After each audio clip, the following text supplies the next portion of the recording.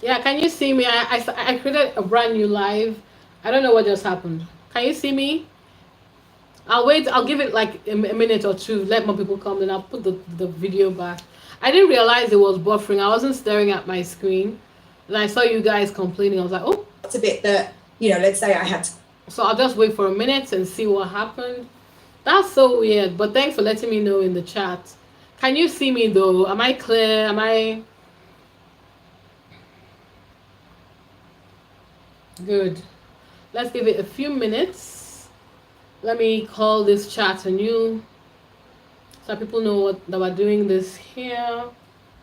That is so weird. You see? When technology embarrasses you.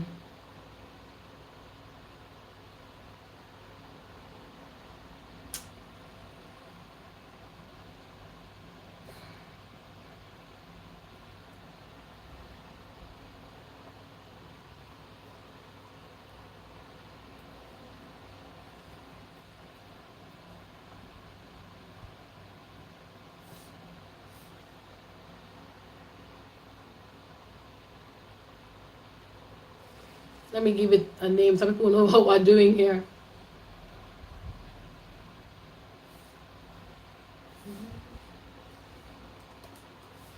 Live reaction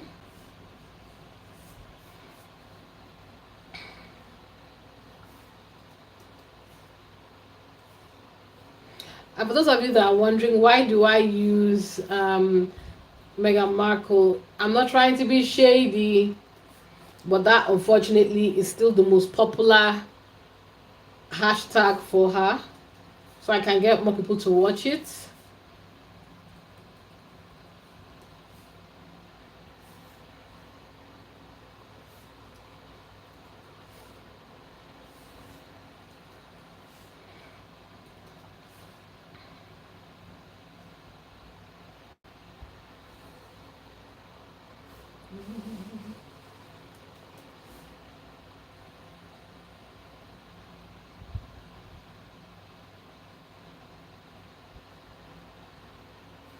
Sorry, guys, I have hay fever.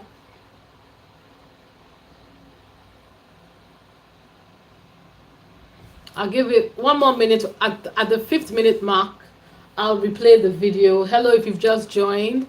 We are live reacting to Duchess Meghan's podcast. Well, we are live. I don't know what just happened, guys. I think it was a network thing because I was staring at I was doing something. I was looking down and listening to the podcast, and then I started seeing the chats. It's buffering, it's buffering, it's buffering. So I didn't even realize it was having a problem. So sorry about that, everyone. But we're back. Don't worry. I'm gonna give it till 5:05, and I'll press play again, and we'll just continue. Sorry about that. Rodolfo, how are you? Welcome to the chat room. Technology sometimes embarrasses us, guys. We try our best, but sadly, sadly. Okay, I'm going to press play in 10 seconds. We're going to continue from where we stopped. For those of you who have just joined, hello. We are live reacting to Emma Grady, or Grady, am I pronouncing that well?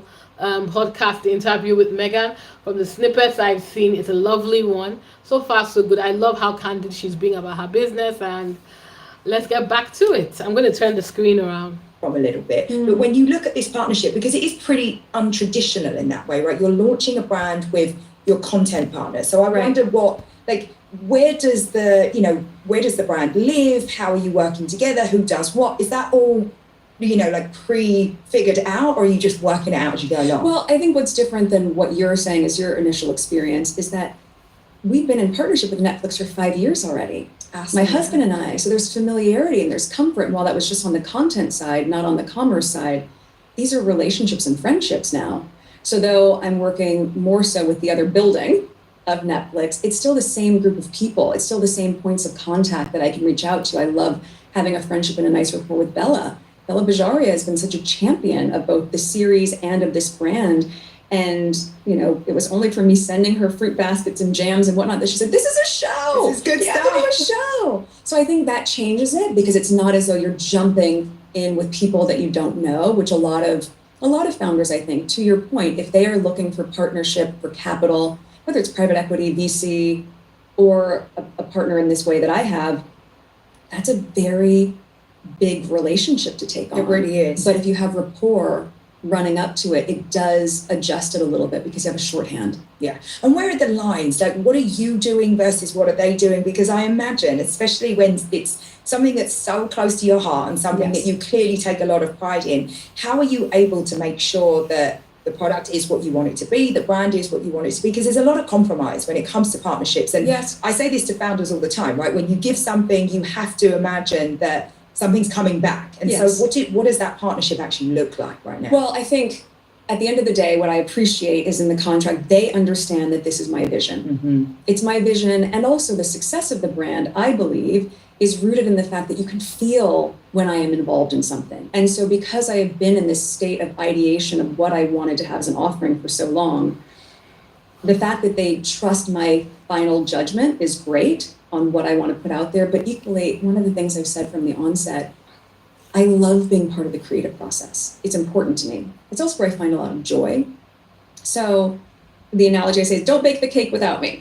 Meaning, if I'm in the kitchen, I want to be part of making the batter. What's the flavor profile? And there's an entire team that can help put that cake in the oven, but I want to check it before it goes in the oven. And I want to be involved in frosting it and presenting it and the language surrounding it. I love the details of things, and I think that's where a lot of the magic comes in. So in partnership, while we are every day in the weeds of minutia from packaging and unboxing to the language on a newsletter, which yes, I'm one of the people who's looking at all of that and making sure that it feels reflective of my vision for the brand, it's just a constant dance. And I think in any business, you're dancing All the time. all the time. Dancing. Oh, you could choreograph it as well as you want, but at a certain point, you're going to have to freestyle a little bit and improv and trust that your partner knows, like, okay, we're moving this way, and you're just doing that dance together. And what about the less sexy side, the less creative part of it? When you're thinking about On my P&L. logistics, when you're thinking about the finances, when you're thinking about the back end infrastructure, like, is that something that you are interested in getting involved in, or are you like, this is for my partner and I can trust them on that? I'm very involved in that part. It matters because I think the misconception is when you have a very large machine and a very powerful and influential machine like a partner as with Netflix, and you have me and the profile and all of the attention that brings as well, you have the two of us together.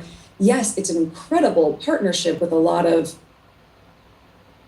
I'm proud of them. They've got a lot of clout behind them. Yes. And at the same time, we're still a startup. Yeah.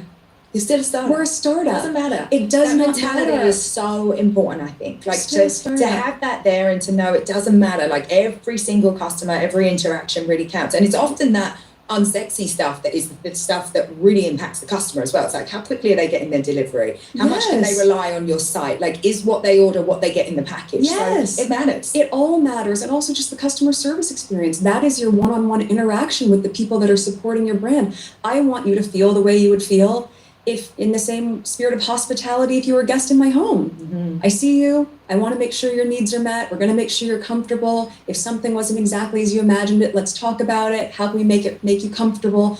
All of that is part of the spirit of the brand. And I think, it might not seem as sexy, but it's fundamentally important. So tell me more about the actual brand and your aspiration, because this is a notoriously difficult category. And I love that you're like, you mean? I mean, it's really hard. I always thought that when I started a business, I grew up with a family that had flower stalls. And I I remember didn't like the know that. inventory would always die. Like it was literally Right. like, this is really a tricky business because you've got this window and then the inventory is literally dying. So your inventory... Thankfully, we're not in that situation. Thank goodness. Products are shelf You have a stable for little bit several more time. years. Yes. But it is a really tricky category, right? And even when you think about the distribution, once it gets outside of D2C, it's Yes. it's a big, complicated machine with big players in there. So Yes. how do you think about the vision of what you're trying to create, and also the fact that you've decided to take a chunk out of something that is really, notoriously complex? Well, I think I go back to the authenticity, right? It's what I love and it's what I want to share. So what I was cooking in my home to figure out recipe testing to scale that to a level where you can share it more broadly. And of course, compliance is different globally when we get into that market, which we will. You're going Go global. Megan! You How are. can we not? I mean, Yay! Yeah, but it's just, It's the spirit of sharing. I don't want to just share it here. I want to Well, share and it's it. better for the P&L. There is that, Megan. Yes, that's true. And in the spirit of sharing. But I think, look, at the end of the day, if I had gone into beauty, for example, and I have a lot of... Was that a consideration at any point for you? It was definitely something that people were asking me to get involved with. I mean, in these past Did you years... have any inclination? Were you like, this could be fun? I think it can be fun. Yeah. And I think there'll be a time for that. I think there'll certainly be a time for fashion. You and I can talk about that later. But I think, ultimately, I wanted to do what felt authentic, but I also recognize that, yes, there are variables that you don't have to think about when you're doing composition of makeup, right? You can buy all of your products, you know your supply chain, and you know that every single time you can count on those sort of scientific ingredients to yield the same product. One of your partners is not Mother Nature. If it's a bad season for berries, sure, that's going to affect your product, but you're still going to wait until it all falls into place differently. So there are more factors involved, but I do think at its core, it's still rooted in something that feels very true to me. And that's the springboard for everything else. Starts in the garden, starts with this beautiful, humble pot of jam that I don't care who you are, you're a little bit charmed by jam. But then what does that do? That introduces you to what are the extensions of that I want you to start or end your day with, that I want you to treat yourself with or gift to friends. And then you say, well, now you're in my home. So what are the other hospitality and hostess pieces I want you to be able to share? And we move from the kitchen into a much broader space. Woo! You have big ambitions for As Ever. I do. I hope so. Yeah. I mean, because I think there's so few people that can actually create truly global brands. And so why wouldn't you? Why wouldn't you take that opportunity? I mean, I certainly would. Yeah, I think it's also playful to be able to have fun in the exploration of what it could be. Mm-hmm. You can stay small. Well, the world's your oyster right now. I mean, you started with a Nice. few products, but you literally could do anything that you want to do. I've been talking to my friends non-stop about our summer plans and all of the incredible places Hi we've had to guys, visit. what are on we vacation. thinking? What And are it got we me thinking? I've talked a lot on this show. Somebody, about I think it was, sorry if I mixed it up. Elfaz, was it you? That was saying, yes, it was you, Elfaz. You were saying Megan sounds like a businesswoman now. Well, she is.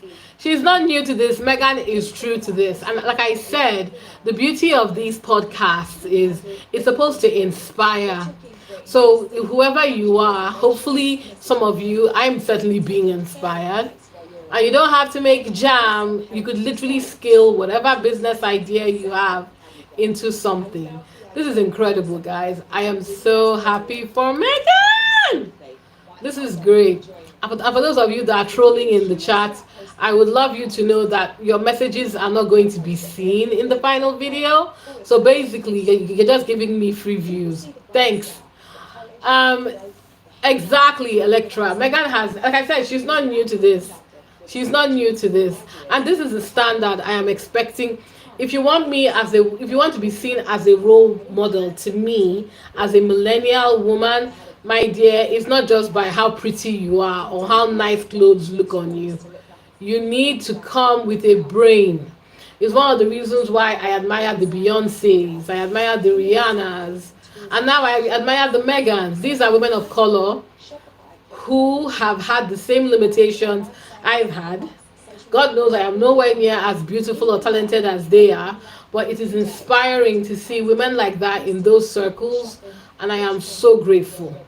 So if nothing else, guys, ignore, like Megan says, ignore the noise. She's actually giving us gems here. Now, will we be lucky to one day have a powerhouse like Netflix backing our business needs? Maybe not, but we can scale. According to the word she used, we can bootstrap.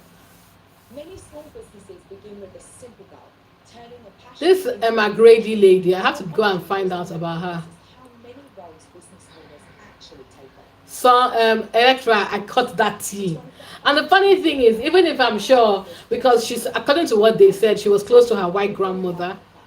Even if she went to talk about her white grandparents or her white family members, considering the psycho her siblings, her half sibling, and her shameless father is, if she so much as mentions their name, the whole thing will turn to something else. So you know what? Let Megan stick to her black side. F the haters. The platform includes automated sending, real-time reporting, and tools Yeah, for I love Aji. What the hell? But you know what? Emma has to support her own business too. making sure From one, we have to support the business women that are there. I support everybody.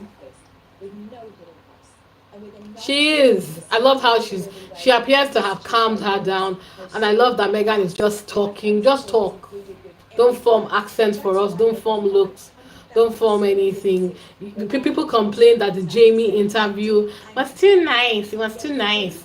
I love how Emma is. She's talking to her like on her level. She's not. I'm not saying Jamie because Jamie is a business. Ooh, guys, we're going back now. We're going back now. Ah! Get overwhelmed by how big the opportunity is and competitive. Get a free 30-day trial when you go to constantcontact.com. Try Constant Contact free for 30 days at constantcontact.com. Is there any part of you that feels any sense of imposter syndrome? Do you ever sit back and get overwhelmed by how big the opportunity is and then, pedal back from anything that might be? I don't. I think I have. I think that I've always had a very entrepreneurial spirit, as we talked about, but equally, I enjoy being in a position of having a strong team around me, being able to help guide that team as a whole. And I've also, in the adventures of my life, I have certainly navigated through things that can in some ways feel bigger. Yeah. So this for me is just another chapter that I think is full of, I'm a very curious person, new learns. I love learning something new all the time. I don't feel imposter syndrome. I feel like I'm exactly where I'm supposed to be right now. Oh, I'm really happy you said that. I Yeah. mean, I do think I speak to so many founders, and more often than not, they feel some sense of imposter syndrome. And I have so many women that will say to me, didn't you feel or don't you feel imposter syndrome? And my answer is always no. I'm like, if not you, then who? Like, why would you Yes. feel that way, right? I feel like to some extent, we're all making it up as we go along. And even when you get a lot of experience and you've done, multiple startups like I have, nothing is the same because you're never doing it in the same time, in the same culture, with the same people. Yes, and even if you're making it up as you go along, as you say, which I think true, most people are doing that. Imposter syndrome is when you're posturing as though you know everything. You don't need to posture as though you know everything. It is perfectly okay for me as the founder and the owner of this company to say, sorry, what does that mean? Yes. Can you help me understand that? And actually, I think it's a really great posture to take, or a truth rather, to take as a leader, to show that, yes, I know what I know, but I'm also so excited to have people on this team that know more about certain avenues than I do, because Yes. we're learning from each other. That's so what long as you imposter find the syndrome. people, right? You It's find like great you just got to people. find great people and get out of their way. And I really believe in that because I think that as a founder, Hey, knowing Bernice, what you me don't too. know is so important. Like, you And gotta being know what honest you're great about at. it. Yes. Be Yes. honest about it. It's okay to not know everything. That's part of the beauty of it. I can see that in the culture that you've created around here. You have an incredible team. You take care of your team. That is all reflected in your success because it takes a village. It really does. It takes a village every damn day. Every day. All day, every day. single day. And what does your team look like these days? Because you do so many things and you've Yes. got a lot happening. Do you work with the same team and then things get farmed out, or is it very, very separate, each and every little thing you do between, the show and, your philanthropic efforts and then the brand now? Yes. Well, I have a small and mighty team for my office. Love. And then I think obviously our foundation is independent of that, but those are the same executive directors we've had for a very long time who run it beautifully. And then you look at with Netflix, they have an entire team that they've devoted to this project specifically, being As Ever. Separate team for With Love Megan. That's a crew of about 80 people. It's a lot of Woo! people. It's a lot of people. It's a lot of So people. there's a lot of different teams, and at the same time, my core team that sits around me for all of the projects is, very, very strong, savvy women. Mm-hmm. So talk to me a little bit about the launch, because I thought it was very, very well executed, but you basically sold out of everything in about 45 minutes. Listen, I can't get you on that one because I don't know a business that I've had where, a couple of hours in, every single thing has been gone. And Everything. But it comes with a lot, right? That comes with this, of course, you end up kind of fueling that idea of scarcity in your business, which is a great thing. It's never terrible to disappoint customers, but there's a flip side of it. And I remember when I started Good American, by, the third hour, I was starting to pick up the phone and email customers. What did you do and how did you feel when everything was gone? Well, I should ask you, was it planned? I mean, did you plan to actually? No, Oh, no. okay. It was a beautiful surprise. I had a feeling there would be a lot of interest. Mhm. And we planned for that. We didn't plan for everything selling out in under an hour. And so watching those metrics happen in real time, I set my alarm for the exact moment we were going to go live, and watching it, getting texts from my friend saying, it's already sold out. And then it was Oh my God. amazing. And also, to your point, because I'm business minded, I'm immediately going, okay, well, this is going to be a big pivot. Mm-hmm. Now what? Because I knew that I had a decision to make, which came down to what is our timeline to be able to restock these products that we had? Well, we can restock what we had at those same quantities, but then I'll have another sellout. Mhm. And I don't want that for people. I think scarcity is great if it happens organically at the onset, but at a certain point, even being consumer minded, I would be fatigued if that kept happening and I was going to a Yes. website. So I Exactly. said, okay, let's take this opportunity to grow, to have exponentially more SKUs as well as more inventory, and that's what we've been doing. We went right back to making sure we could scale up to that level Yes. Woo! and have the quality meet the quantity, which was very key. And then if we have that opportunity of more time, the luxury of that is, well, the products that have been in development that were going to be punted to this quarter, should we pull this in to this next launch? Right. There's Because decisions that'd to be be great. made. Yes. There's decisions to be made, and Yes. like, what can our offering be at this point that is larger than what's sold out in that first run? So as a seasonal drop, I think that was really important to say, let's get it back, but let's get it back in a much bigger way, which is what we've been And those working are towards. really important decisions because you have to decide, and I'm guessing that you're learning all the time about reputation management, your Yes. customers, supply chain. Like, how are you thinking about those things? Because they are all such big decisions in the beginning for any founder. Like, Yeah. you're the one that needs to decide Yeah. how you're showing up for customers every day. It comes with a lot of pressure. Mm. Because when that call comes down to you, and I have to make that call, you don't know if it's going to be the right call. You just have to trust your gut. Mhm. And that's ultimately what it goes back to. I say, if I was the person that waited so long to get that product, do I want to a second go around not be able to get the product? Or do I want to be Yes. able to buy it and share it with all my friends? So I'm constantly putting myself in the mindset of someone who's supported me for a long time and want to be able to get it, or the 15-year-old girl who's saved up her money to be able to buy a couple of the offerings that we have. But it does come with pressure, and all you can do is make the best decision with the information that you have, and that's what I've been doing. And to trust your gut. I think that's so key. It is key. Yeah. It is key. And it's hard to do, especially in the beginning when you don't have much information to go on. I think the number one thing that you have to do is, again, like you said, put yourself in the position of your customers and just listen to your intuition. Yes. It will never serve you wrong. So at least not in my experience. Yes, well, and also trying to make sure you have all the metrics and all the learns that you can, but when everything sells out in 45 minutes, you don't You have necessarily nothing. get the same You have learns. You're like, okay, Yeah. so now is Okay, minute number 5, five. this was tracking. Yeah, it tells you nothing. It's hard to learn from your business when it's Yeah. like that. But really good problems to have. I Good think. problems to have, champagne problems, as they call them. Absolutely, And, they are. you know, the world is learning with me in real time. We're learning together. There are so many comparisons right now, right? It's like people are saying you're the next Martha Stewart, you're the next Okay. Gwyneth Paltrow. So 2 questions. How do you feel about that? But also, what's going to set this brand apart? Because you're in a very, very different time right now. It's a different culture. I think consumers are super, super wise. So, I want to ask you those 2 things. How do you feel about it? I think that's very flattering. Those are incredibly successful businesswomen. So I don't take that lightly. That means a lot if there's any comparison made in that regard.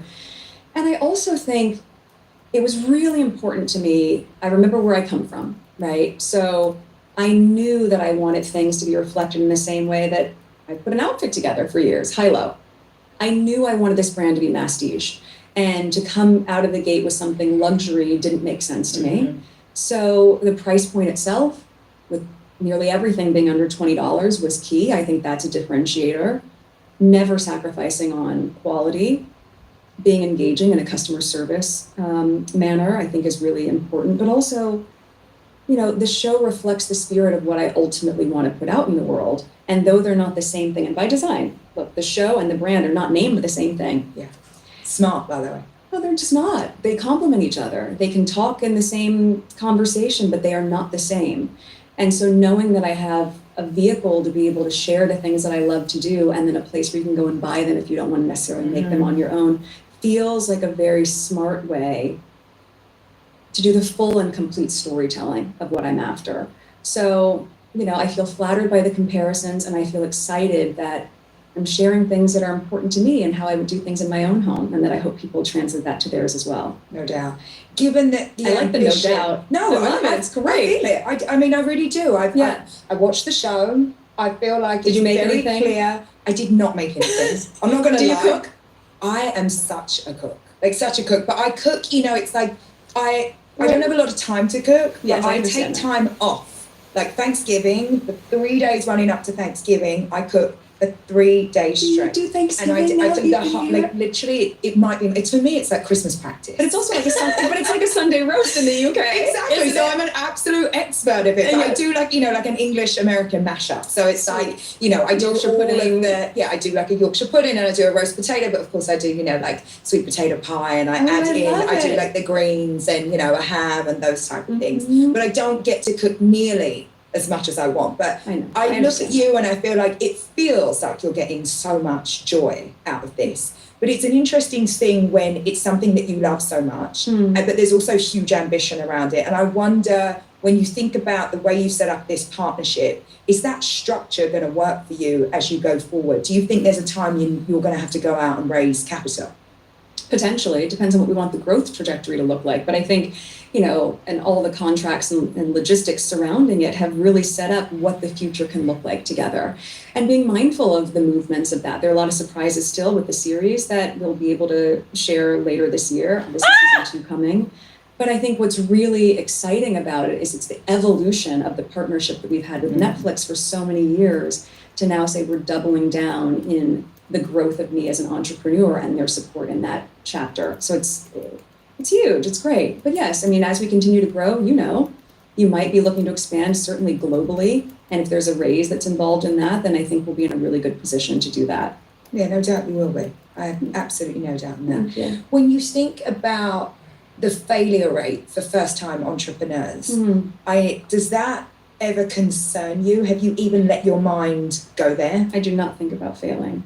No. You're not scared of failing. Is anything actually a failure ultimately?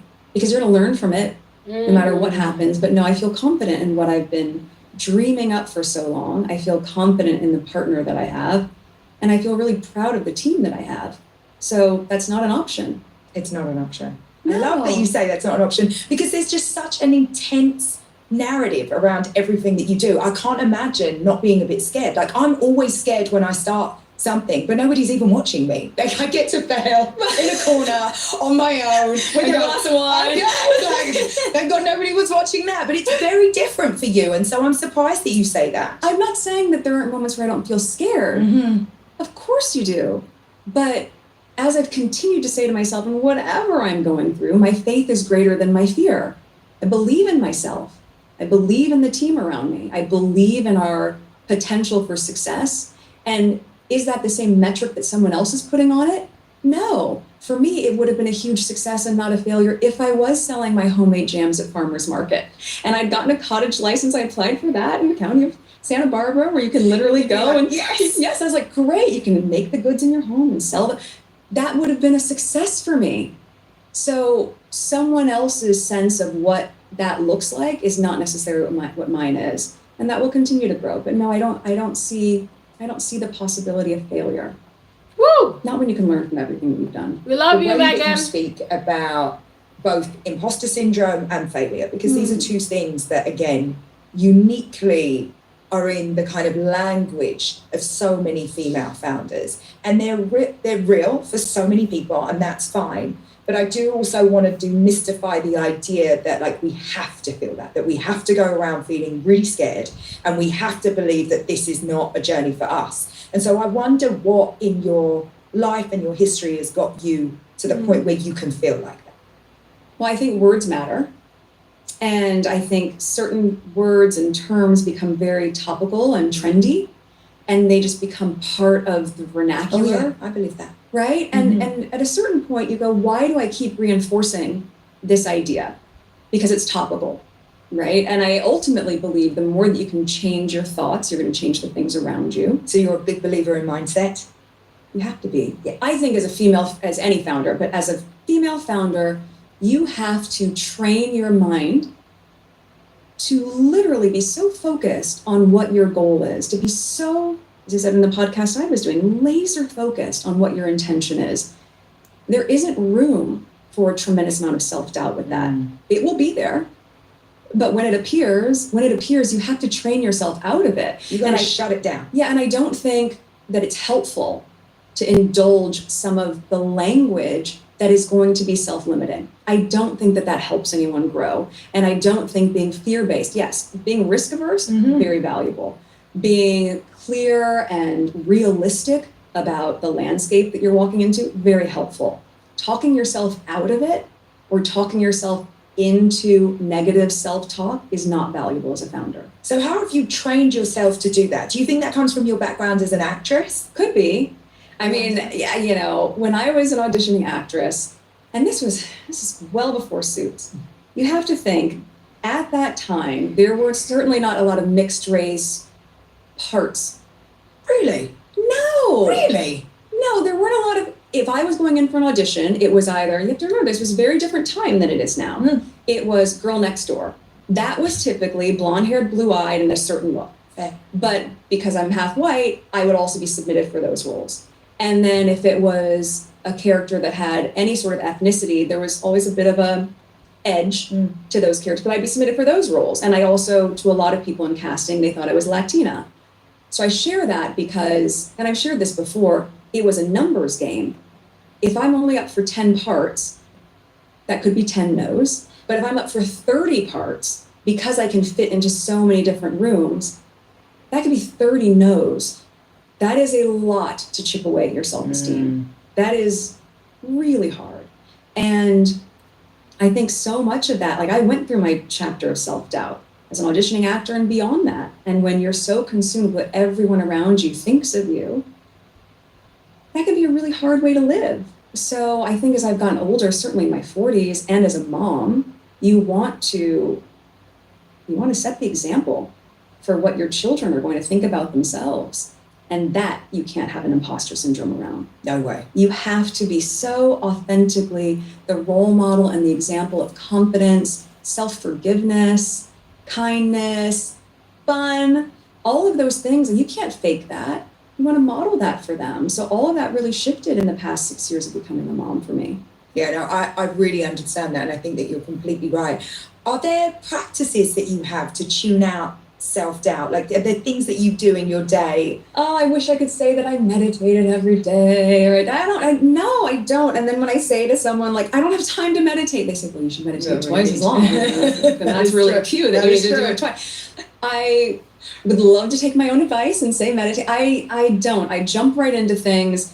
I will always phone a friend when I'm having moments. And I'm very fortunate to have a lot of female friends that are founders who have been through some version. Are you calling on them? Of course. Yeah. I'm so lucky in that regard. Oh my gosh, guess what just happened? Like, that's totally normal, Meg. Totally normal.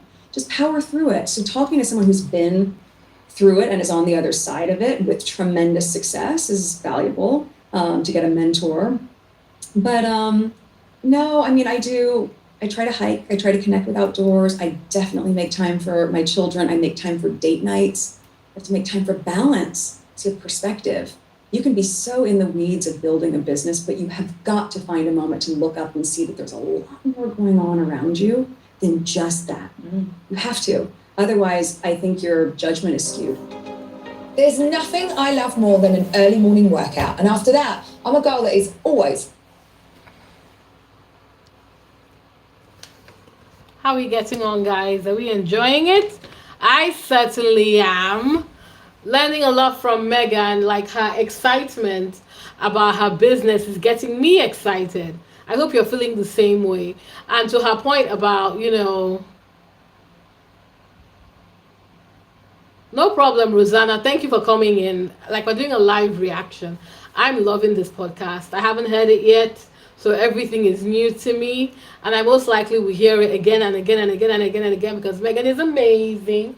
And I mean, it's just lovely seeing these two women of color talk about, first of all, it's inspiring because they are both very wealthy and they're about to become multi-billionaires, I'm very sure. And, it's just absolutely fantastic. I am rooting for the both of them. And we're learning so much, aren't we? Next protein fix. But I need it to feel like Oh, I know. The British press is going to be. But you know one thing, guys, because I think it was Jay-Z that said it. Men lie, women lie, numbers don't lie. I started drinking. Numbers don't lie, yo. They can go and be screaming from the ether. It doesn't matter. It doesn't matter at all. Because Meghan is still going to sell out. Her business is still going to grow. Her Netflix deal is still very much intact. Thank you very much. And as she said, there's an opportunity to scale it up. So I'm very excited as to what that means. Did you catch Meghan saying things about, the availability of of scaling the business internationally? I know that's coming. I don't know if it's coming soon, but let's see. Or the things that she was saying about with Love Meghan, that we're going to get some cool things coming on later in the year. And I was like, ah! Honestly, it's just amazing. I feel like we are all on this business growth. Meghan doesn't give a damn. And why should she? Why should she? When you've Electra, please, whatever you can do, my dear, I would appreciate it. Jam, flour, sprinkles, crepe. I just want something. And you know what? If you're for sure able to at least get me a jam, the strawberry jam would be good. Whatever you can get me, then just buzz me. Then I'll give you a post. Then we can talk about shipping and repayment, because I don't want you to be out of order. I'll sort it out. We can sort out each other. But yeah, I would really appreciate it though. I would really, really appreciate it. The jam is very much appreciated. But yeah, I mean, I want all of us to take the lessons here. While it is great watching Meghan not give a shit anymore, and I'm glad. I think the confidence she probably has is that confidence of achievement. This business has come out. The numbers speak for themselves. Her virility speaks for itself. How she doesn't have to prove anything to anyone.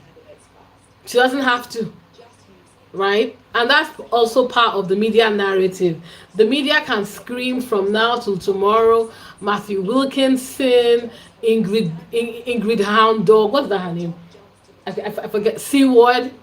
They can say what they want to say. And I am going to drag Ingrid after this podcast. Actually, there's something stupid she said. I was going to post it in the morning, but I've been busy with work. I'll drag it, Ingrid. Don't worry. But yeah, say what you want. She doesn't give a damn. Her numbers, her checks are clearing. And I always say the British media have no idea what contract she signed with Netflix. So I would just ignore them and just be dragging them, guys.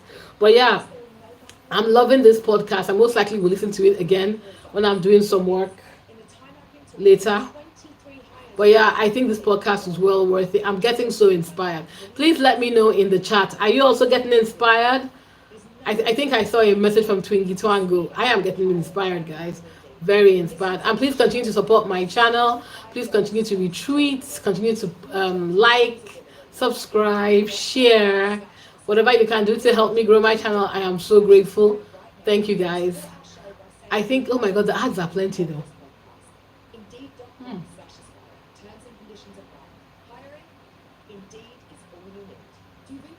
Right, we're back. Into this new entrepreneurial world that you're in. Of course. I mean, again, having a thick skin,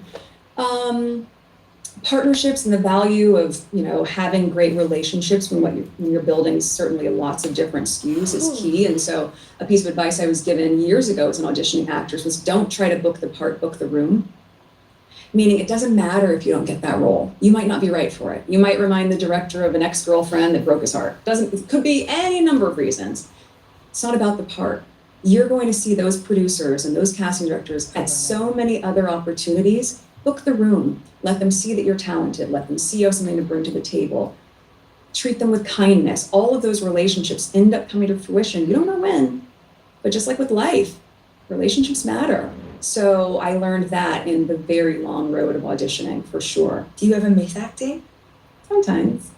Sometimes, but you know what, actually having a large team, being back on set with Love Megan was great because I realized how much I missed my crew.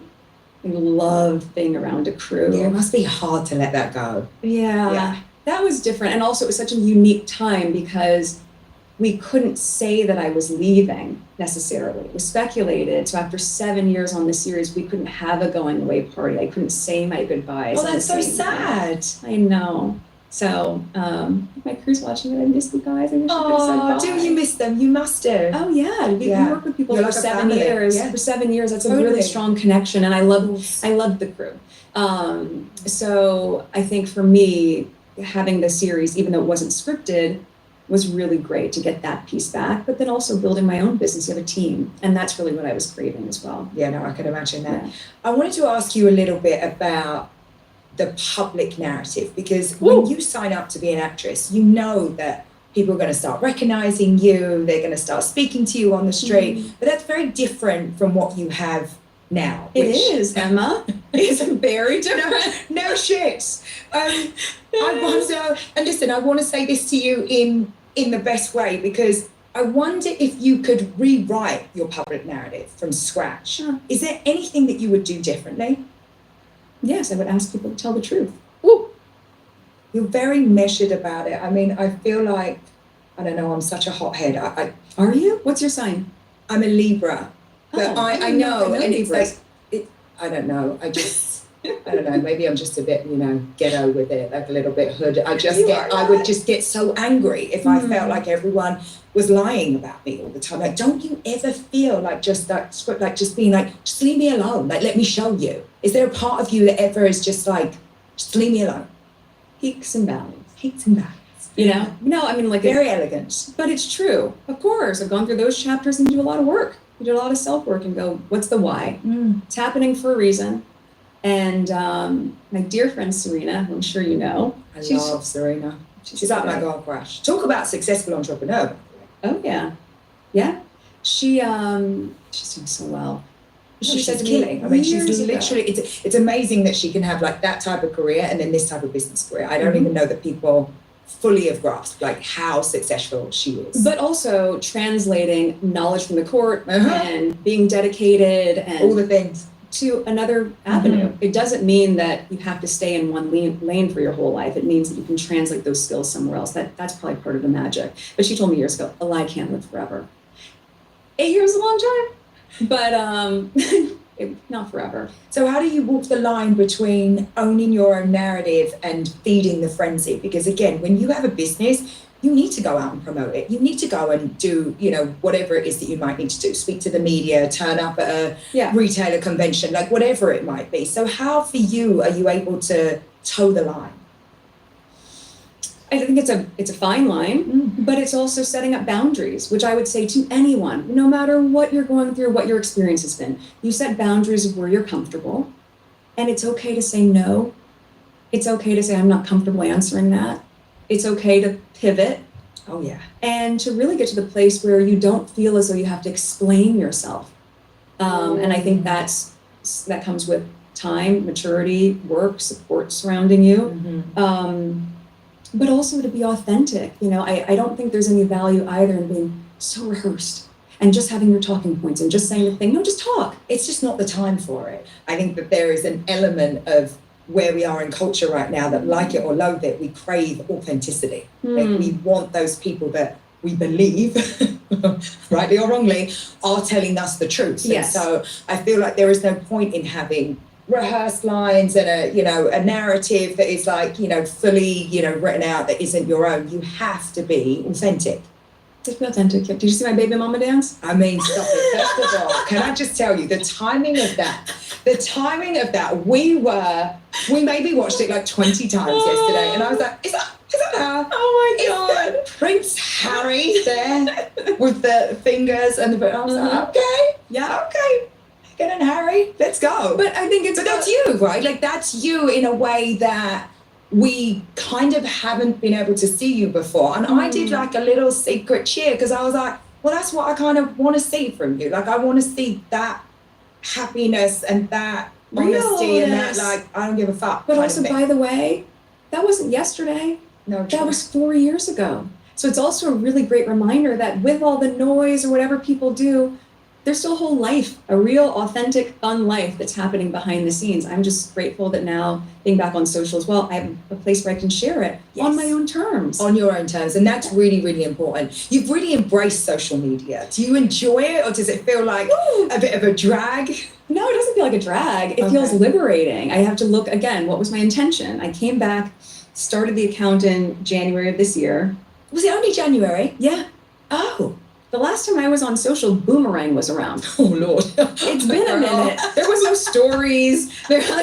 All of it's new. There were no gadgets where you could have a little tripod that I'm sitting. You should see me sitting there trying to be with a magnet on it. The things. Like, okay. Yes. And figuring I don't have key lights and I don't have all this business yet, but I don't know if you need it. I think if part of it is just being able to authentically share in real time the things that are happening that I think someone might be able to laugh with or enjoy or be inspired by, then I want to do that in a way that feels like I can still have my hands on it and not be overproduced. But are you thinking about it in the way that so many of us do, as also a business tool?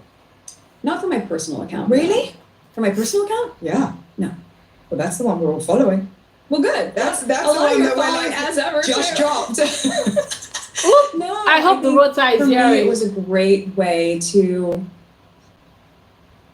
get my voice back. Yeah, you have to. Get my voice back. 1,000,000%. Yeah, and that's really, it's my space and my channel for joy. That is the intention of my handle. Well, I think that your voice carries such unbelievable influence. I remember a time where you were like, step out with a sweater, the sweater would sell out. It's crazy. Like, how do you feel about that? Was that part of the reason for you starting a brand? Like, have you been able to reconcile the fact that you have that type of influence? And I wonder how you think about, you know, that as it relates to your advocacy work, that as it relates to your business ventures, because it's a lot to carry around. Well, it's funny because that's been now for several years, that effect. And again, I think my feelings surrounding it have ebbed and flowed because you say imitation is the best form of flattery. And at the same time, you start to watch how it's being monetized at such a huge level globally, oftentimes not giving credit to the brands and the designers who actually made those pieces. Right. So it was that fine line between, well, do you want to spoon feed who the brands and the designers are? And then it feels promotional when I have no skin in the game in any of those arrangements. And at the same time, do you want people to mislabel it? Because when I didn't feel as though I had as much of an opportunity to speak, well, what can you say with what you're wearing? You can say a lot. Quite a lot. You can say a lot.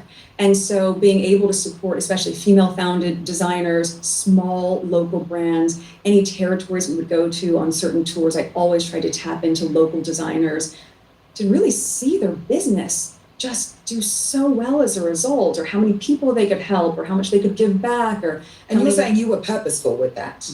Of course. And there's intention. And so I think in moments where I found I wasn't as empowered with my voice, I still wanted to be able to be heard in other ways. I still wanted women to know that I was supporting them. I still wanted people to feel that, like, even if I didn't get an uplift from that they did. And in some ways that actually did uplift me, because I went, oh my gosh, like there was a company, they made jeans and they would help women. Was it Good American? No. You weren't around then. But they made jeans and they gave the positions and the roles to women who would have been trafficked, and they took them off the streets and they put them into this labor force to be able to have a well-paying job where they were well taken care of, to be able to help that company and get letters from those founders saying, we were able to help save 25 women because of you wearing these jeans. That is a huge privilege of influence, and I never took that lightly. So I think, had I chosen to just maximize the opportunity of the financial element of having a business, doing fashion would have been very obvious, as we talked about. But I wanted to go with what my heart was really responding to in this moment. Was there ever a time when the influence you have actually really surprised you? At the beginning, of course.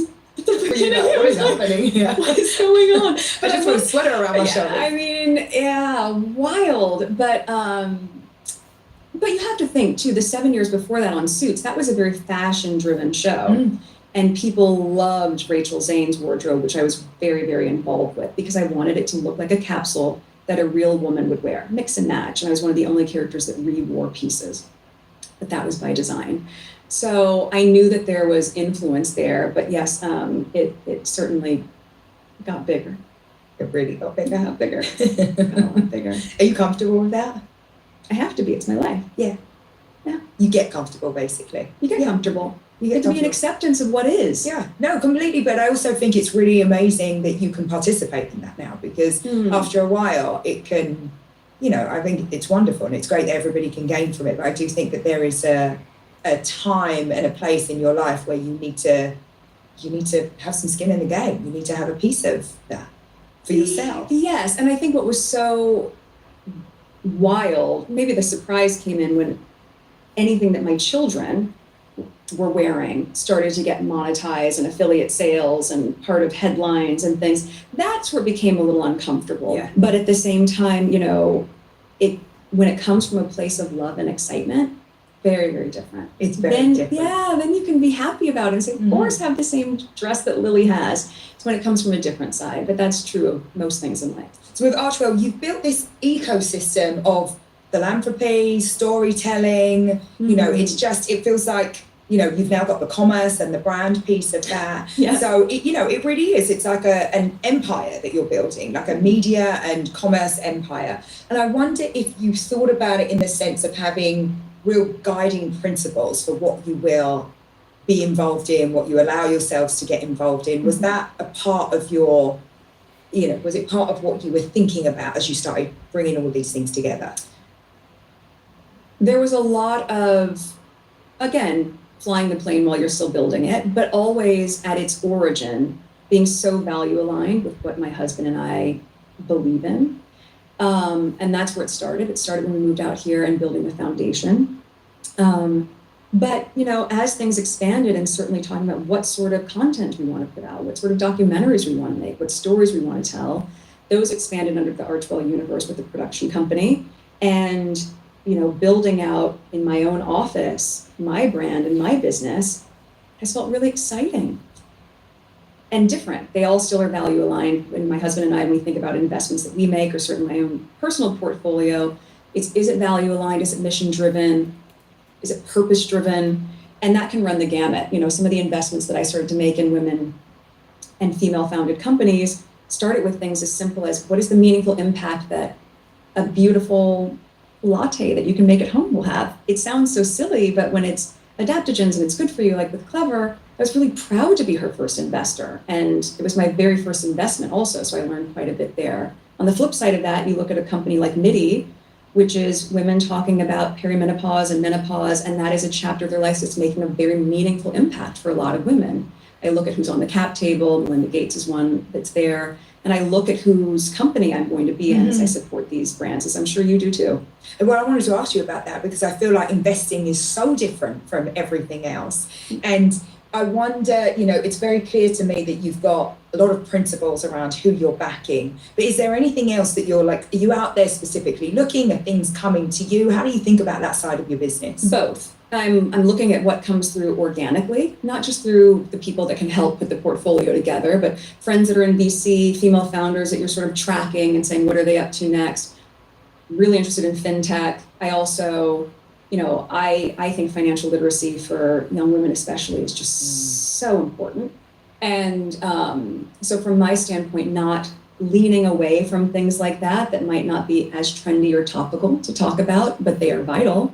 So I look at things where that's going to move the needle for young women and their education and what they can have access to and feel a lot of growth from in a substantive way. And at the same time, where can you find some fun and playfulness? Where can you take some bets and say, it's not just about the brand. When I think about investments, it's about the founder as well.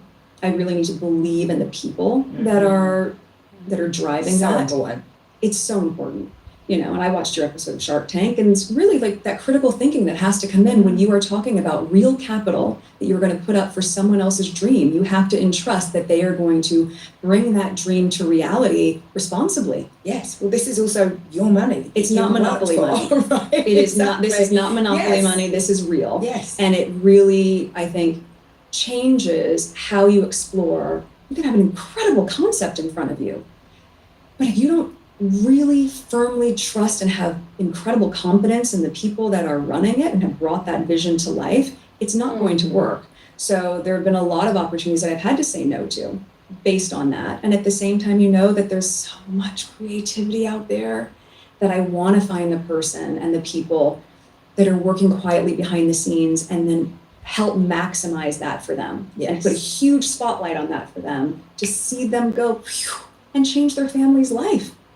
And it really is about changing their family's life. I mean, when I think about investing, that's why I was asking you about your principles. I have like a pretty impressive deal flow at this point in my career. I bet you do. But I'm really trying to look for those people. And I think this came from all those, a couple of seasons that I did on Shark Tank.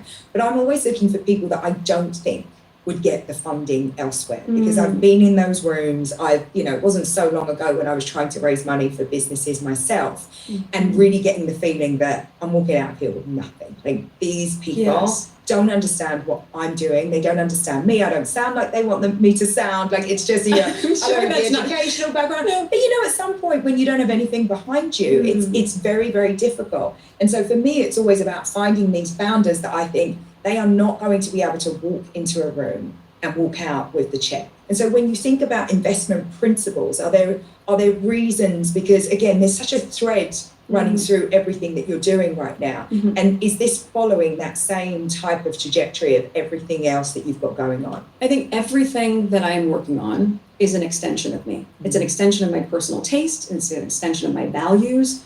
It's an extension of how I like to show up in the room, right? And ultimately, I really value thoughtfulness.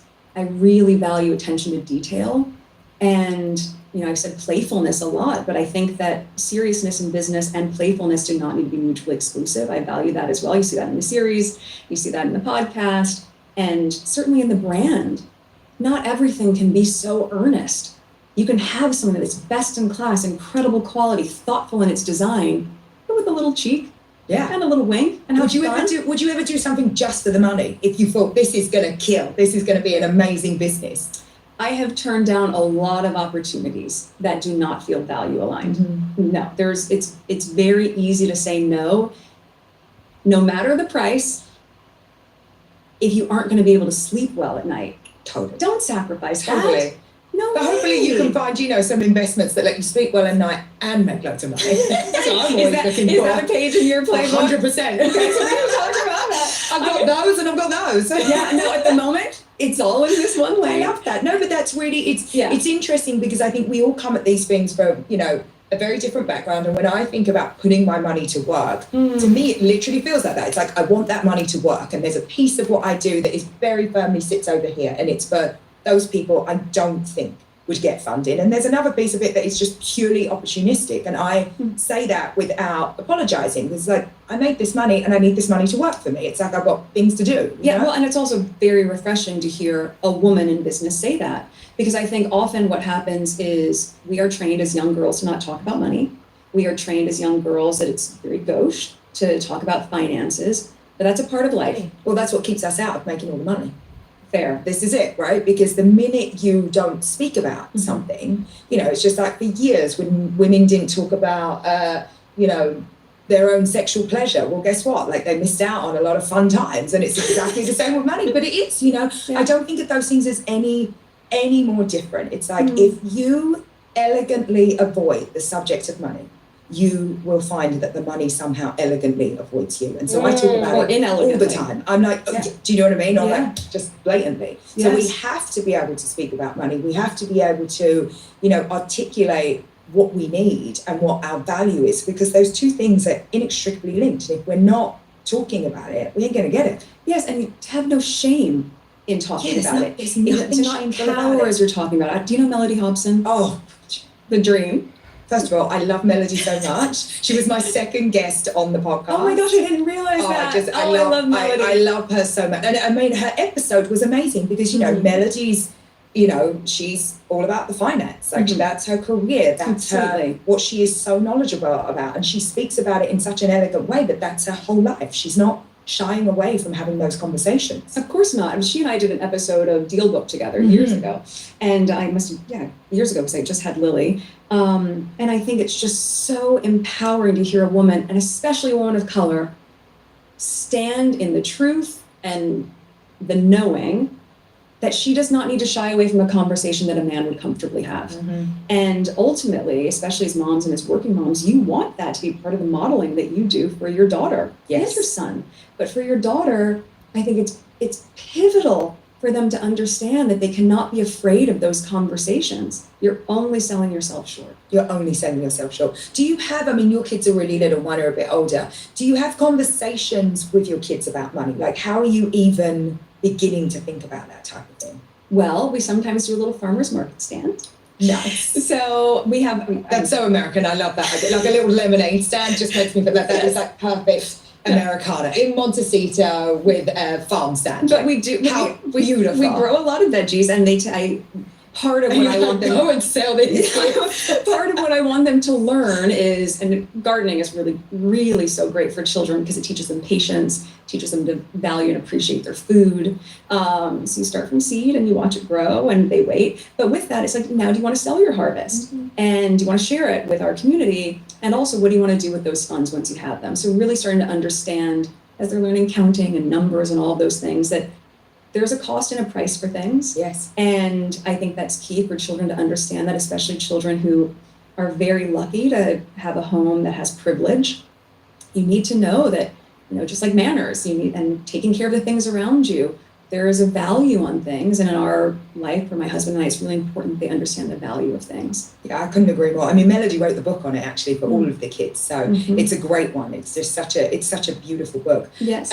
Switching gear, I want to talk about your podcast, Confessions of a Female Founder. It's fun. It's so fun. I mean, it is really, really fun. But the whole idea of that podcast is that you are spotlighting female entrepreneurs, right? Yes. And I just want to ask you, I mean, why that show and why right now? It was perfect synergy. Think about the timing of that. No, I was like, she's going to school. This is what's happening. Think about the timing of that. I was so fortunate to find Lemonada. I loved that it was a female-founded company that was doing podcasts, and the women running it, incredible. They actually just had an acquisition. Amazing. Proud of them. Good for them. Stephanie and Jess, good job, ladies. And, you know, knowing that it was in a safe place where we could have these conversations when it came to what do we want to talk about? What do I want this podcast to be? As I knew I was in this building phase of my business, what an amazing opportunity to pull back the curtain and let people see what's happening at the start. Yeah. At the start, when all the twists and turns are there. And, you know, for me to have the opportunity to talk to so many female founders who've been on that full trajectory, that are on the other side of success, still at certain chapters in their career and their growth, but to be able to be really candid and vulnerable personally about my learns and stumbles along the way, and to then take everyone's advice, and mine included, and to say, I love that there's so much excitement and desire for another season, but I need to focus on my business. So you've done, how many episodes did you do? We did 8 and a bonus episode. So Tina Knowles came on to do the last one. Oh, Tina, that's a Miss good Tina. one. Yeah. That's such a good one. Major Okay, art. so wait a minute, but this was a decision to say, okay, I'm going to stop this now because you were having like huge success. I mean, I Yes. was hearing about that podcast everywhere, and you've decided I'm going to stop and focus on the business. Have to. Nice. Have to, because at a certain point, I was thinking about this morning. You're like, this is too much. Well, That's what I was thinking this morning. People seem to forget that very rarely do people see everything that's happening behind the scenes. I could show a small glimpse of that. But equally, yes, I wrapped season 1 of my Netflix series. Still had to promote it. Still had to be in the edits for season 2. We were in pre-production of one season while we were doing post-production of the other. It's constant. I just wrapped edits on season 2 with Love Megan last week. So it's still ongoing while also doing the podcast, while also building my business. And at a certain point, the only thing I want spread thin is my jam. Okay? And I think I realized, wow, I'm using this opportunity to share, and I love that, but I also need to use this opportunity to listen. I have very valuable insight coming from women who've been through this before. And if I'm not going to take the cue that we are teaching people, what's the point? So does it mean it won't come back? No, but I would love to bring the show back when I am at a different end of my founder journey, when I've gone through Q4 and say, here are my proof points, here's this, wow, what a year it's been, or even longer than that. I think a different time will be so exciting just to be able to compare and contrast. But yeah, I know people want another one. I just made a choice to say, it's a really good time to put all of my energy into the thing that I'm building. Well, I think that focus is an absolute necessity if you want to be successful, right? Yeah. Like just doubling down and being excellent at what you're trying to do is just one of the most simple and powerful things that you can do in business. Like just giving everything to one thing. And it's so difficult when you have so much opportunity, right? When seemingly everything's coming at you and you know, it's like you're the hot girl that's out there and you have a lot of opportunity. It's hard to say, no, I'm going to put this thing first. Were there things from the podcast that you have taken like straight into your business? Yes, again, this idea, and we talked about that earlier, that someone else's urgency is not my urgency. Most of the women that I spoke to are working moms. And this is That's a big deal. Yes, and this is such a key age. I don't want to miss a moment for my children. And I love that I can do drop off and pick up at school and do meetings in between and go to Disneyland for 2 days, as we just did, and volunteer to serve hot lunch at school or be the chaperone for the kindergarten field trip. So good. You're making me look so bad. No, stop that. I never volunteer. Well, you can start. No, I cannot. I don't want to. Well, then you're listening. But this is, and I think that this is a really important point because people often say to me, Emma, like, is it bad that I go and drop my kids every day? Is it bad that I want to volunteer? I'm like, no, you have to do what you want to do. What feels right for you. You have to do the thing that makes your heart sing in the morning. For me, it's like, I don't want to volunteer, so I don't. But there's lots of other things that for me are just non-negotiables, right? It's like, I like to put my kids' outfits together. I'm crazy about their packed lunches. Now, I don't pack them, but it's like, I know what's in every lunch every day because that's just the type of person I am. I so love you have packing to the choose. lunchbox. You do? Yes, Oh, that's like, stop it, Megan. No, you don't. Do Yes, you I do? do. Lisa, do you like make shapes and like make it look all beautiful? Is it a sprinkle situation? Are we putting? sometimes. Oh my God. I love My kids are all going to move into your No, house. it's not. I think, but look, to your point, like that sounds ridiculous, but I love it. At the end of a long day, the kids are down to bed at like 7-ish, then go downstairs, have a glass of wine, and doing their little lunch. But I find joy in it for whatever reason. And it can be therapeutic. Yes. So that for me is one of my simple pleasures. So I'm like, oh my gosh, that works for me. What works for you works for you. But I think with all of the projects I had going at the same time and how much the valuation that I put on time with my family Yes. is so high. It's critical. It matters so much to both my husband and I that I just wouldn't trade that for anything. And so I think it's really important to have that conversation with yourself, especially if you're ambitious, to say all of these things are exciting to me and I can do all of them well enough. But can you do all of them exceptionally well? Probably not. Something is going to not get the same love and attention that it needs. And so to be able to say, what's my focus right now? My family always and growing as ever.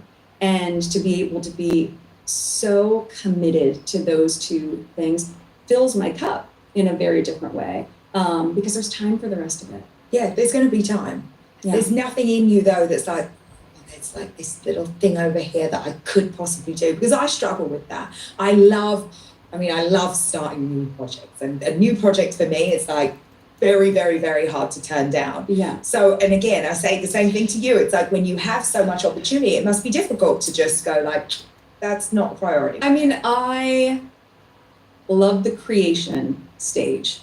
So yes, now that I can see with more dedicated focus on the brand, knowing our trajectory, looking at the business plan, being able to pinpoint where these key moments are going to be, I can also very comfortably say, as this continues to grow to where I want it to scale, what's my next thing going to be?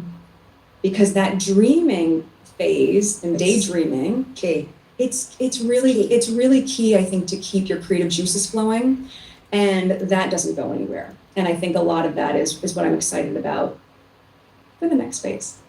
What's the common thread as you were going through Confessions of a Female Founder? What do you think the common thread was with the entrepreneurs that you interviewed in terms of like successful founders, the way they think about strategy? Did you find anything that you were like, they all have this? They all, no matter their background, they all were incredibly focused. They all have regrets. They all have regrets. Most of them regretting not spending more time with their family. Or taking things personally. A lot of them That's a talk big about one. that. You know, Do you do that? taking things personally? Yeah, of course. I'm human. And that can be really hard. So you can do all the practices and things that you want to do, but at the end of the day, you're still human. You're still going to cry. You're still going to take something to heart, especially if you poured so much of yourself into it. Yeah. You know, when I want the jam spread thin, I mean spread thin on toast, Yes. right? I mean, Yes. I want everything that I'm thinking about, that I have poured my heart and soul into. It's not just jam. Could I just go and make a preserve somewhere and stick my name on it? Of course. Not what I wanted That's to not do. So I loved that it was winning all these blind taste tests. And I loved that people loved it. Oh, I was making that in my kitchen. That's how you feel here at my house. Thank you. It works. And so if there's some hiccup along the way that doesn't land in the same way, even within a small internal team on how it's tracking, I go, well, okay, all right, I was really excited about it, but let's think about how we can make this something that really works at scale, because I don't want this to be a niche product line. But yes, taking things personally is a human reaction.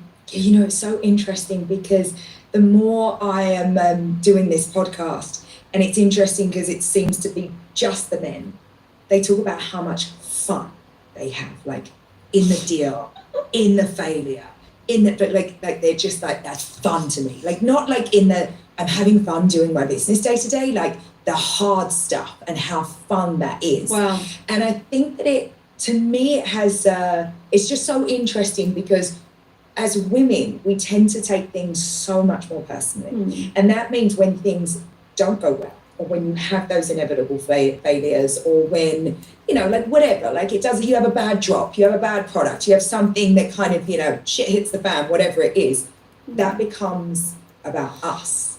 And I feel like I've trained myself to say, like, that's not me, that's that thing, right? It's like that thing didn't work. It's not like I didn't That's good work, advice. I couldn't make it happen.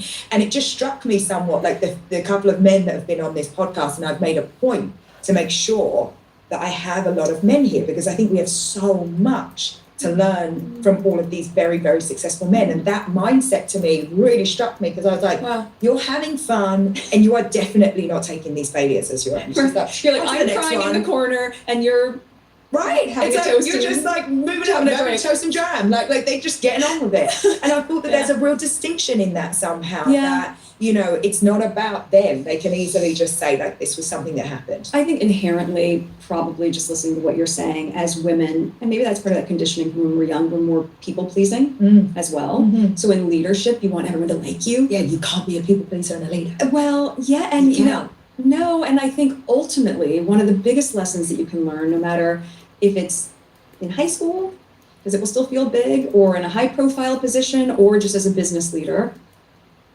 no, there's not a single person in the world that everyone's going to like. No. So the goal cannot be that everyone likes you. The goal can be that everyone respects you. And as a woman, to make peace with that, I think can be a life's work, frankly. But the moment that that can click, and that you aren't, as I've said before, in the prove it game, where you're not trying to prove something to everybody anymore, that you're very clear on who you are, you know your intention is pure and good, that you can release a lot of that attachment and ultimately be much more successful, because many men would not be tethered to this idea of needing everyone to like them. Yeah. Yep, That's a exactly. really, really important point. You speak a lot about financial literacy, and I know that you're interested in that space from an investment point of view. Of course. What's your own relationship to money like? Because that is one of the things that really evolves the older that you get. And so I wonder what that feels like now as you enter this new journey as a founder. I think my background really informs this. I grew up clipping coupons. I was always money conscious, always looking for a sale, right? In high school, college, always finding the promo code. I still go on Retail Me Not before I buy something online to see if there's a promo code, even if it's free shipping. I'm just ingrained and wired in that way. And then as an auditioning actor, you never know when your next paycheck is coming. So you're very, very mindful of spending. And so I've been very financially responsible for a long time. And I've applied that in a lot of ways where, yes, even if there is incredible capital to be able to work with to build the brand, I still want to make fiscally wise decisions that are in the best interest of the brand. I'm not frivolous in spending. It's not in you. It's not in me. No, it's not in me. And so I think that is part of the learning when you have a large partner as well, that there's more comfort in numbers going out the door, whereas I would go, well, hold on a minute. Wait a minute. Hold on a minute. I have a friend I can do Netflix money. No, I have a friend that can do that. What's the quote on that? And I think that's a great way for you to approach it, though. I mean, that feels so responsible and exactly as you should be running a startup. Because, again, I think there was a time that we were all feeling very, very different in businesses, like just chasing growth and, trying to get as big as possible. But it feels to me like what you're trying to build isn't necessarily about that. You have a distinct product and a distinct offering that you're putting out into the world. And so you have to tinker with that. You have to get it just right. And you have to do things that you're really proud of. Yes, incredibly proud of. And also when you're not trying to be trend driven, there's a rush to jump on a trend. There's no rush if you're working towards something that could ultimately and hopefully become a heritage brand. Yes. When you're looking for what is like my personal aesthetic, I find it to be classic, timeless. There is a reason that I'm sure there was puff sleeves were cool and trendy for a moment. I didn't catch that trend. I wasn't doing that. You were still in your white button down. I was still in my crisp white button down and jeans. And so, when I look at the brand through that same lens, I think it's really important to say then there isn't the same sense of urgency and rush, because you're not trying to meet a moment. You're trying to meet something that can be evergreen. Yeah, you're doing something that's that's classic and has tradition, and like you said, it's an evergreen proposition that's just going to keep growing and growing. Yes. Sounds like it will be a wonderful business. Thank you. A business for the long term. Thank you. What are you most proud of in your career when you think about everything that you've done today? In my career? Yeah. In your career and your business life, if you like. Investing in myself. I spent so many years since we came over here, really, even prior to that, investing in the success of other women and their companies. And I love being able to do that, as we talked about with fashion. And I loved being able to have a portfolio, female founders. But I do think it takes a little bit of courage to bet on yourself. Yep. And that's felt really good. Yes. It really does. It really, really does. What's the most surprising thing that you've learned about yourself as you've been, in this brand building moment of your life? That I can bounce back pretty easily. Because you can have the best laid plans for your brand. And if you are too attached to it, when you do have to pivot, that can be crushing. And to learn that, as I was saying earlier, it's a dance. Okay, well, let's take a minute, get our footing, and dance over here. Yeah. Let's twirl over there. So I think, similar to what you're saying about men in business, being able to find the playfulness and joy in it, even though the stakes are high. Yes. Just really try to have fun in all of it. It's a great muscle to try and train yourself, to get there. Yeah, to be playful in it. Yeah. Who are your idols? I'm obsessed with Oprah, so if you could tell her for me, please. Oh, I'll tell her. Yeah, thank you. Do you know her? Have you met her? Oh my God. Have you met her? Okay, I met her once. Okay. Very recently. How'd it go?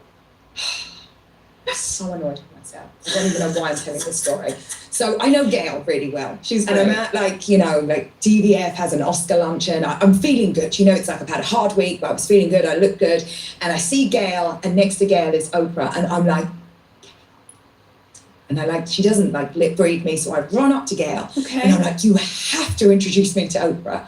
And by this point, she's gone far. She's gone up the hill. And so Gail screams Oprah! And I'm like, oh my God. And so everybody, the whole party turns to look at me. Oprah's walking towards me. And, in my head, I've been preparing for this conversation my whole life. I have sunglasses on. I don't take the sunglasses off. Oh, I sweat profusely. She's holding my hand, and I don't even remember what I said. And I was like, oh no, that wasn't my Oprah moment. That wasn't it. So you have another moment. No, there'll be. Listen, Yes. I'm 100% sure. I'm channeling her into me. I know I'll have another You moment. come up to Montecito for lunch. We can plan a lunch. Oh my God, That'd I've be just fun, and you scored can plan myself a all the date. That's things it. that We you can finish the want. podcast now. Bye. But is there anyone that gives you the Oprah sweats like I got? Or maybe not the sweats, just someone that you admire or you just find so intriguing or whatever it might be. Oh gosh, there's so many people in business, male and female. We talked about Melanie Hobson. I admire her so much. Her business acumen. I think there's probably too many to count. And a lot of it also comes down to there are going to be people that are so well known. And then they're close friends that value their privacy in a different way that I want to say their names so badly right now. But one of my idols is my very best friend. She's the godmother to our children. Oh. I love how she carries herself in business. I think she is just a remarkable human being.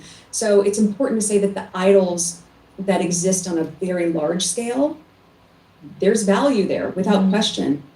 But you can sometimes look at the people that are right in front of you and see them as idols as well. Yeah, listen, life gets really good when you are like that with your idols, when they're in your life. Yeah. And that's something that you can say with honesty. I think that's pretty impressive, actually. I really do. Looking ahead, what audacious goal do you have that you are looking forward to and is on your mind right now? Oh, goodness. The scale of this business. I don't know if that's an audacious goal. Is it audacious? Yeah, I think so. I'll take that. Okay. Yeah. Yes. I'll take that. And then what comes after that? What does come after that? What do you have do you know what you want to be doing in the next 10 years? Not exactly, but probably in the wheelhouse of what it could be. I want to continue to work with really strong, creative people. I want to tap into the audience and the demographic that's with me in that present moment. And so this is one chapter. Life has many chapters. And you have to think, and the next 10 years, we're both going to be in our 50s. Get excited. It's going to be great. Are you excited? Yeah. Would you ever do your 20s again? Hard no. I can't even get the words out. No. My 20s are choking me. Absolutely not, never. No. So girls, enjoy your 20s right now. Yeah, it's hard, don't worry, it will pass. You do that. It will pass. I think the 50s are going to be great. That will be a different audience I'm speaking to, or they will have grown with me. So I'm sort of noodling on what I want to do then, and that planning starts now. That planning really starts now. Yeah. Finally, what advice would you give your younger self about ambition, about purpose, about public life? What would you say? That is such a full question. Go on, give me a full answer. Oh my goodness. Well, I would say that life is full of surprises. And also that, life is short. And I really believe that no matter what anyone is going through, that if you are able to say that, yes, this is going to pass, or this is amazing and let's really embrace it, that you're ultimately going to have that perspective we talked about earlier. That Khalil Gibran book, A Tear and a Smile? Oh, it's such a good one. You need both. It's such a good one. You need both in this life. And I think the moment that you can recognize that both are going to be true in your life, you can not just be in acceptance of it, you can actually be in gratitude for it. And to see what others might say is, I don't know, Jordan has a great quote, and I'm going to butcher it, but he literally says, there are no failures, because every time you failed, I was learning something. So you're actually winning, because that knowledge is what you carry with you. So I think, my younger self, gosh, she was my 15-year-old self. She was class president. She was multicultural club president. She was so busy. And I think my 15-year-old self would be really proud of me today. I do. Oh. And that makes me happy. So, you should be. Thanks. I have no doubt. Thanks, no Emma. doubt. What are you currently aspiring for in your business life? Success, not just financial success, emotional success. Great answer. And what are you currently aspiring for in your personal life? Success, emotional success. Yeah, happiness. What is a book that changed your life? Ooh, Atomic Habits. That's a good one. It is a great It's a book. great book. Yeah, Atomic Habits, The Four Agreements. Oh, another really good one. Yeah, Yeah, Different both on my ends of the list. I was just spectrum. going total different ends of the spectrum, but equally Teachable moments. valuable. Yeah, really, really teachable. What's something that you valued when you were starting out that you no longer value? It's not that I no longer value it, but decision by committee. Meaning, you're like, do you think it's good? Do you think it's good? Do you think it's good? Do you think it's good? Do you like that? Do you think it's good? Well, if you start asking everybody all the time, you will be dizzy with the ideas of it. So instead, ask your 2 trusted people or 3, whatever your handful of your Your little committee. your consigliere is, and then trust yourself. What's something that you value now that you didn't back in the day? Giving myself permission to take the space and the time that I need. The space for grace. Giving yourself a minute until you feel clear and you feel confident is key. And at the beginning, I probably did feel a little bit more like, okay, well, this expectation. And the moment that you can just like rejig that, I appreciate that I'm there now.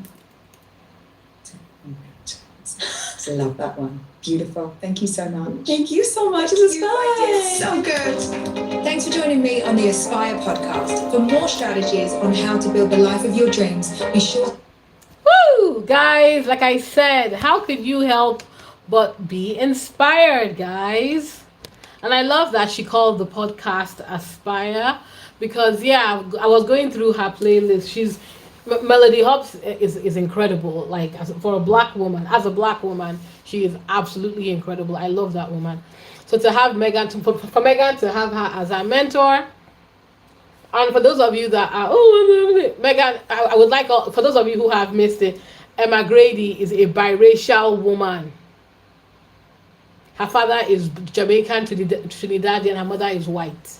So she has a similar background as Megan, and you can tell from her accent she didn't grow up in upper middle class private school posh. Everything she's had to work for, just like Megan. And I can see why Megan wanted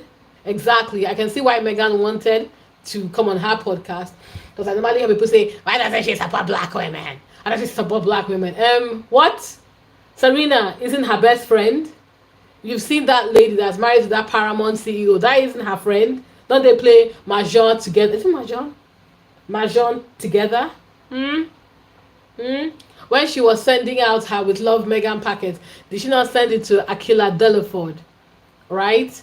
So please, again, you cannot claim that you are a Megan fan or you have empathy for Megan and you're trying to force her narrative down you. Whether you want to accept this or not, she is mixed race black who veers more, let's be honest, racially ambiguous than even Emma, right? She said it herself when she went for casting calls, people saw Latina. There are friends she will be able to make and circles that she will be able to get into that people like me will never be able to get into. But I don't resent Megan for that. That's not her fault. She did not create racial injustice. Esther Crackhead or whatever. Is it Esther Crackhead or whatever? So yeah, the message out of this is, look, wow, this was a fantastic podcast. I'll be listening to it again, most likely while I'm working, either today or tomorrow. But yeah, just like the title says, I hope you were inspired. I was inspired, and honestly, I aspire. I'm a businesswoman. I want to grow wealth. I want to grow money. I want to live a soft life so I can go having holidays, so I can stop working 6-7 months a year and just do my own thing. I think I'm ready for that now. So yeah, please continue to support the channel. I would not be able to do this without you. Shout out to Compton Caligal. Shout out to Arlene Jones. Electra Storm. Shout out to Abhishek Dangwal, Sons, and many more. I'm trying to catch everybody. Elfaz, of course. Never forget Elfaz. Cynthia, hello. Anybody that I've missed, shout out to you all, and thank you for supporting this channel. Thank you for joining this live. I'm so grateful to each and every one of you. And yeah, please feel free. I'm going to close the chat now, but please continue. If you want to keep on talking, if you want to give some more thoughts, feel free to put it in the comment section of the video. I am going to drag Ingrid Seward because that man's been trying me, but I was meant to drag her in the morning. Work happens, so I'll drag her now before I close off for the night. But yeah, shout out to Megan. Thank you for this wonderful podcast. Shout out to Emma Grady. Guys, don't forget, As Ever drops on Friday. It drops on Friday, right? Don't forget, support Megan. And yes, take care, guys, and thank you once again. Bye.